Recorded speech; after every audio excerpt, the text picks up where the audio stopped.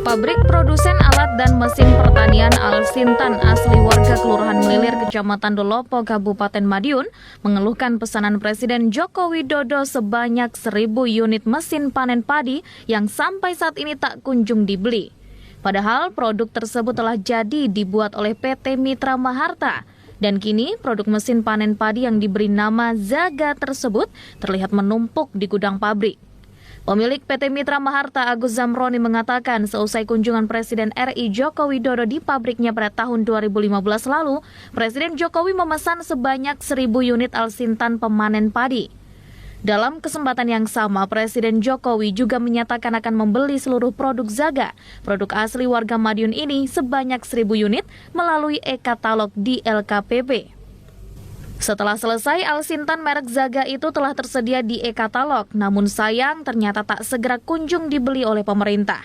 Pihaknya mengaku sudah berkali-kali mengirim surat kepada Presiden dan terus berusaha dengan berbagai cara agar produk itu bisa terjual. Kami pada tahun 2015 menerima kunjungan Bapak Presiden, Bapak Jokowi, kemudian dalam kunjungan itu mengatakan pemerintah akan membeli 60.000 unit mesin, termasuk di dalamnya produk Zaga yang sudah e-katalog. Jadi beliau waktu itu dalam press conference mengatakan akan membeli semua produk Zaga. Kemudian kami diminta untuk meningkatkan kapasitas produksi dari 200 ke 1.000 unit. Kemudian ada kendala perbankan dan kemudian sudah dipenuhi dari perbankan. Namun akhirnya dari 1.000 yang dipesan Pak Jokowi itu hanya diambil 70 unit sampai sekarang oleh pemerintah pusat. Sebenarnya sudah ada surat dari Setnek waktu itu, tetapi ketika sampai di Kementan tidak pernah ada tanggapan. Padahal ini lembaganya negara ya, sesama lembaga negara yang bicara juga Presiden, tetapi saya mengikuti perkataan Presiden dalam kunjungan yang disaksikan oleh hampir banyak warga negara yang melihat secara langsung, apalagi waktu itu Pak Presiden masih baru dan kepercayaan kepada Presiden tinggi. Sehingga apa yang dikatakan Presiden dalam kunjungan itu ya kita penuhi. Apalagi ya sudah mencoba mesinnya dijedis itu yang sama dengan insiden traktor. Wah, jadi efek dari kejadian kita ngikutin apa yang disampaikan Pak Jokowi ya jelas saya rugi. Rugi yang cukup signifikan. Kira-kira sampai berapa, Pak? Ya kalau ini hampir 30 miliar. Ya alhamdulillah nanti kita berharap Bapak Presiden sampai akhir masa jabatannya bisa memenuhi janjinya itu agar produk-produk dalam negeri ini bisa dikembangkan. Percuma Presiden itu kok kaget bikin kepres tentang penguatan produk dalam negeri, tetapi nyatanya nggak beli produk dalam negerinya. Contoh saja, beliau teriak-teriak, pacul aja import, sabit aja import, itu sewulan itu industri cangkul mati semua. Ini apalagi kita ini sama-sama orang Madiun, silakan dicek. Pengusaha Al Sintan asal Madiun ini mengaku merugi puluhan miliar rupiah. Selain keuangan, kerugian lain juga diderita perusahaan, yakni perkembangan perusahaan menurun akibat terhentinya penjualan produk Al Sintan tersebut.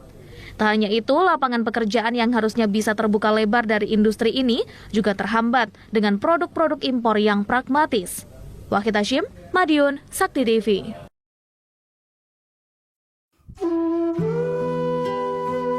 Anda tentu pernah mendengar nama Khalid bin Walid. Iya, beliau adalah panglima perang. Ia jenderal di medan pertempuran. Sebagai komandan militer, namanya menggetarkan lawan-lawannya. Nabi Muhammad SAW memberi julukan Saifullah atau pedang Allah. Ia pun menjadi komandan perang di barisan terdepan yang memenangi berbagai pertempuran. Fase selanjutnya, Khalid menjadi komandan yang berhasil menaklukkan Irak dan Persia. Kala itu, kaum muslim menghadapi dua imperium besar, Persia dan Romawi Timur atau Bizantium. Pertempuran terhebat terjadi di Sungai Yarmuk sekitar tahun 636 Masehi. Dinamakanlah Perang Yarmuk.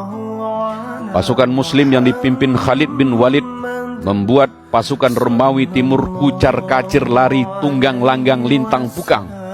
Reputasi Khalid sebagai panglima perang bergaung kemana-mana. Namanya terus berkibar. Ia dielu-elukan oleh pasukannya dan di pihak lain ia ditakuti musuh-musuhnya. Saat di puncak popularitasnya, Khalifah Umar kemudian mengirimkan surat pencopotan sebagai panglima perang dan diminta segera menghadap Khalifah Umar. Padahal Khalid adalah paman Umar. Waktu kanak-kanak, mereka pernah bergulat dan bermain bersama layaknya ponakan dengan pamannya. Apakah Khalid tidak menerima keputusan Umar? Apakah Khalid menghasut pasukannya untuk demo pada khalifah? Atau Khalid memberontak, melakukan perlawanan atas keputusan pencopotannya?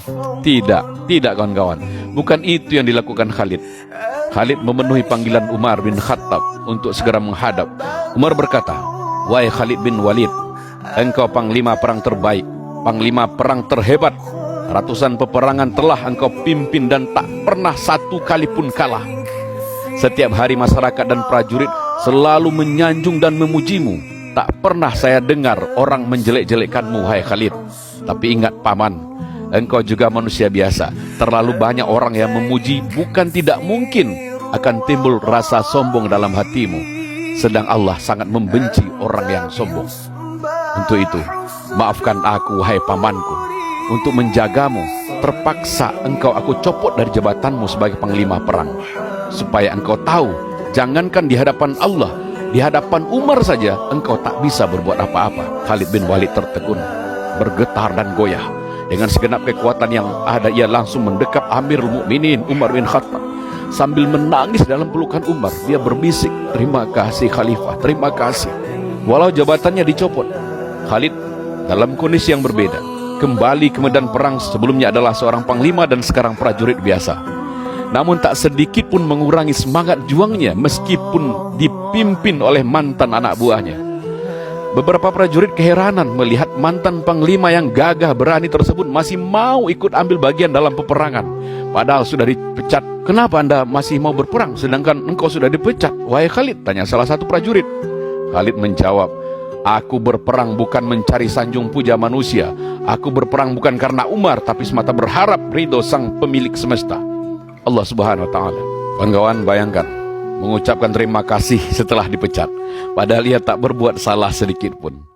Kadang kita yang lemah ini, yang sering justru melakukan perlawanan, mencari dukungan, mencari pembenaran, kadang mencari kesalahan orang lain. Kita sering tak bisa berlapang dada. Duhai Khalid, terima kasih engkau sudah ajarkan kami arti ikhlas, ketulusan dan ketaatan. Terima kasih Khalid. Semoga menginspirasi. Assalamualaikum warahmatullahi wabarakatuh.